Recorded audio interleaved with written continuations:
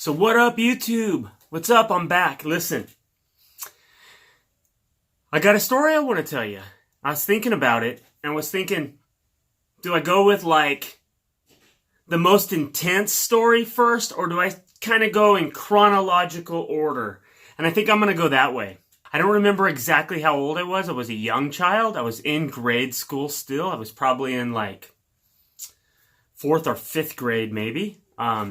And we had taken, I lived in El Cajon, California, and we had taken a field trip with the school or the summer school to go to, gosh, I don't know if there was like a museum on fossils or some sort of a museum. It was next door to a jail, like a prison, that was down near San Diego in the El Cajon area. And I haven't lived there for a very long time. So, Grossmont? I don't know. Anyway, down in San Diego. And we were at, I think it was a museum, but they had this outside courtyard.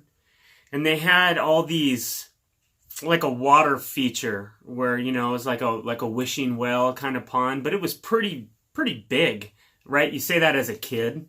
And then you see things like 20 years later, 30 years later, and you're like, oh, it seemed way bigger than it is now. It seemed pretty big from my memory, but it was these like little waterfall features, and they were like flat, and they had like a retaining wall system around all these waterfalls. And the teachers weren't really paying attention, so us kids, we started walking down these walls, single file, right? And I don't know, I want to say there was 15, 20 of us doing it. Well, we got out to the back of this water feature and went around the corner. I want to say it was a 20 or 30 foot drop off, which actually might be 15, you know. Maybe 10 seemed like a heck of a lot more than that in my memory. But either way, it would have been a terrible fall. The kids in the front looked back like, we can't exactly turn around all these people. So whoever was in the very front of this line went for it, and they started walking. So we're walking on like a regular cinder block wall, water on one side, drop off, you know, 10 to 20 feet, 30 feet, it felt huge, to a stairway, right, on the one side. And it was like everybody's hands went out, right? This should have been like an indication to the teachers. Whoa, we better see what's going on. But they couldn't get out there without getting behind the line anyway, unless they wanted to traipse through the water. So anyhow, we walk out, and I get out to the middle of this wall, and all of a sudden, I start doing this, right? I kind of turn sideways.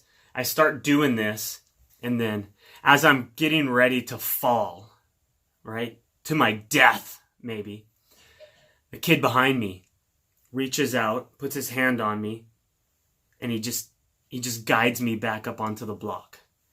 And I was like, I get my balance, I get my hands out, and I'm like, thank you, thank you, thank you.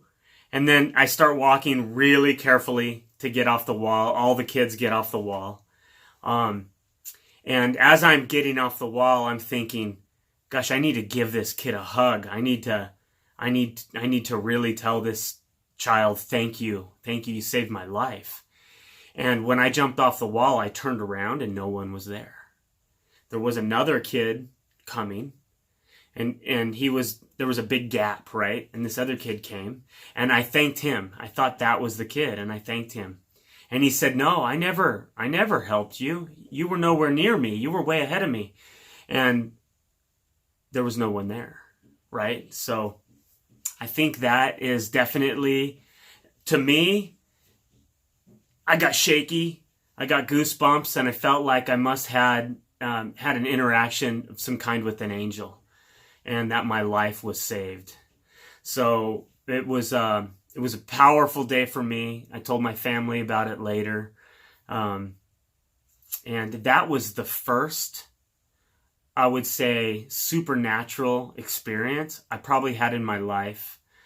There are a lot of these things to follow, and some of them are mind-bending. But anyway, I thought I would leave that here in case anyone's watching, right? I like you guys. more than friends. So take care.